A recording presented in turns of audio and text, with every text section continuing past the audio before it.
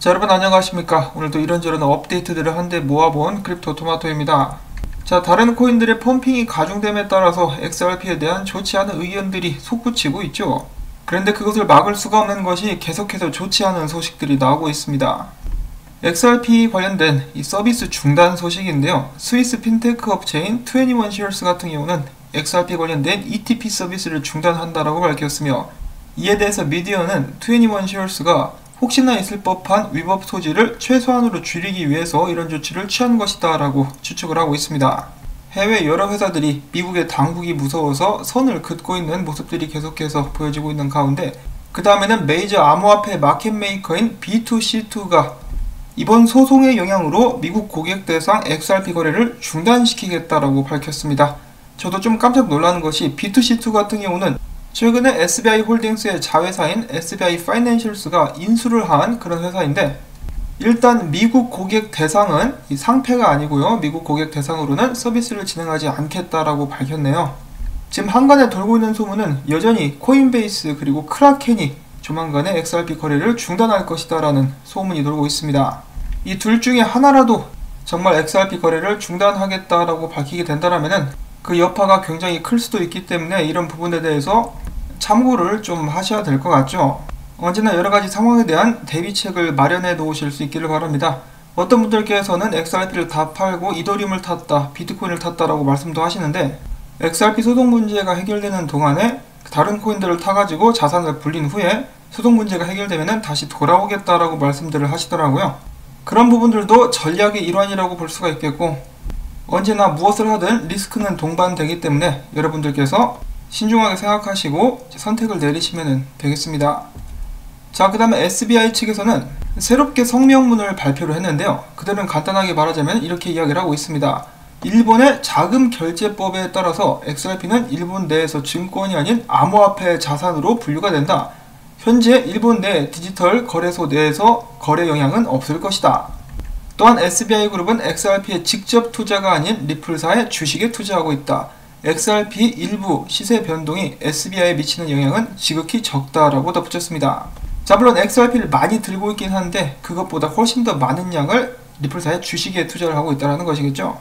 자, 그런데 여기서 제가 한 가지 짚어보고 싶은 것은, 데이빗 슈왈츠 같은 경우는 이야기하기를 XRP의 가격이 리플사의 증시에도 영향을 준다라고 이야기를 한 바가 있습니다. 비공개 상장 주식이어가지고 제가 가격 확인은 불가능하지만 그렇게 이야기를 한 바가 있어요.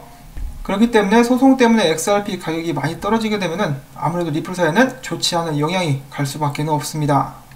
자, 그 다음에 이어서 마찬가지로 일본에서 나온 정보, 노무라 리서치 기관의 사다카주 오사키 씨는 XRP는 크립토그래픽 자산이다. 자금 결제법상 증권으로 간주되지 않는다.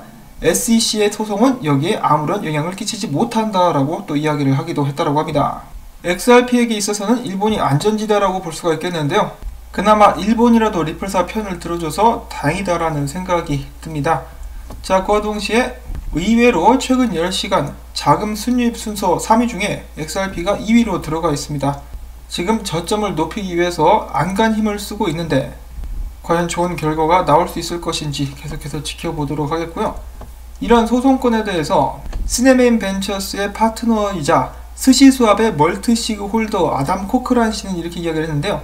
SEC의 소송이 향후 업계에 상당한 영향을 미칠 수가 있다.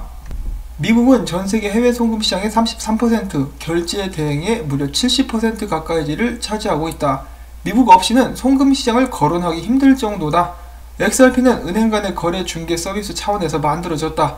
SEC가 승리하게 된다면 유사한 서비스 활용 사례에 상당한 영향을 미칠 수 있다라고 이야기를 했습니다. 그러면서 그는 암호화폐 거래소 크라켄이 조만간에 XRP를 상폐할 수 있다라는 가능성도 덧붙였다라고 합니다.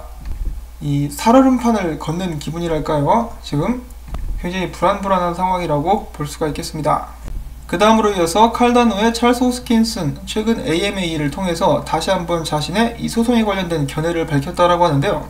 그는 이렇게 이야기를 했다라고 합니다. 이 암호화폐들은 때때로 증권처럼 보이기도 하고 상품들처럼 보이기도 한다. 이 XRP는 많은 시간을 거쳐서 발전해 왔으며 지금 현재의 상태나 사용처나 탈중앙화 정도를 봤을 때 일본은 생태계를 봤을 때는 확실히 증권으로 보이지는 않지만 그러나 과거에는 증권으로 보일 만한 소지가 있었던 것 같기도 하다. 그 부분은 논란의 소지가 있을 것 같고, 또한 이 토큰 분배 같은 경우도 문제가 될 수 있는데, 여기에서는 증권으로 보이는 부분이 있기도 하다. 예를 들어서 스마트 컨트랙트 시대가 열렸는데 왜 회사가 직접 토큰을 분배하는 책임을 지는 것이냐?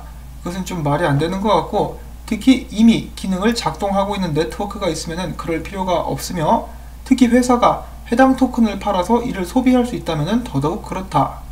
그렇지만은 나는 이 모든 사람들의 의견과는 달리 이 소송의 결과가 리플사가 패소한다 할지라도 전체 암호화폐 시장에 영향을 끼칠 것 같지는 않다라고 이야기를 하기도 했었습니다. 그리고 또 다른 이 소송의 쟁점 같은 경우는 이 빵형과 크리스 랄슨이 XRP를 너무너무 많이 팔아가지고 부당한 이득을 챙겼다라는 것이죠.